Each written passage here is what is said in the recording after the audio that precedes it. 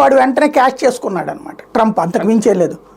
Trump ఆవేశంగా ముందు batting చేశాడు. ట్రంప్కి తెలివితేటలు ఏంటంటే ఇప్పుడు తను ఎన్నికైనప్పటి నుంచి ప్రపంచవ్యాప్తంగా పరువు పోతుంది అతనికి. తను తీసుకుంటున్న నిర్ణయాలు ప్రపంచ దేశాలది వాస్తవంగా మంచి నిర్ణయాలే, ఎక్స్ప్లెయిన్ చేసుకోలేకపోతున్నాడు.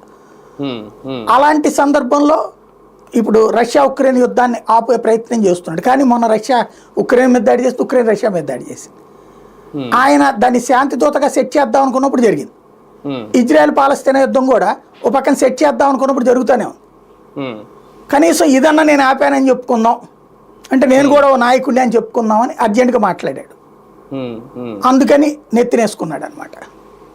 కానీ మన రెండు కీలక నిర్ణయాలు భారత్ తీసుకుంటుంది. ఒకటి పిఓకేని తిరిగి అప్పగించాలి అనేది, అలాగే ఉగ్రవాదులను కూడా మళ్ళీ మనకి హ్యాండ్ ఓవర్ చేయాలి వాళ్ళని. ఆ రెండు అసలు జరిగేవేనా అంటే ఇక్కడ బేసిక్గా ఇవి రెండు కూడా మన దాన్ని ఏమంటారు మీడియా స్పెక్యులేషన్స్ తప్పించి అవి అడిగారని నేను అనుకోను.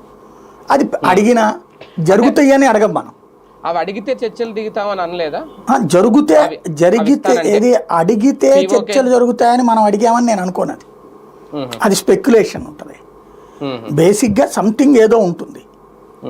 ఆ పాయింట్ ఎక్కడ వచ్చిందంటే, కాశ్మీర్ మీద నేను మధ్యవర్తిత్వం చేస్తానని అతను అడిగాడు ట్రంప్.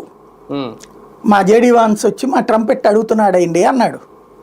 అంటే ఓకే ఓకే అట్లయితే కనుక మీరు నువ్వు మధ్యలో వచ్చి చర్చలు అక్కర్లేదు, ఓ పని చేయమనండి, సమస్యకి సులభంగా పరిష్కారం ఉంది, పిఓకేని మాకు అప్పచెప్పేసేయమనండి అని చెప్పాం మనం.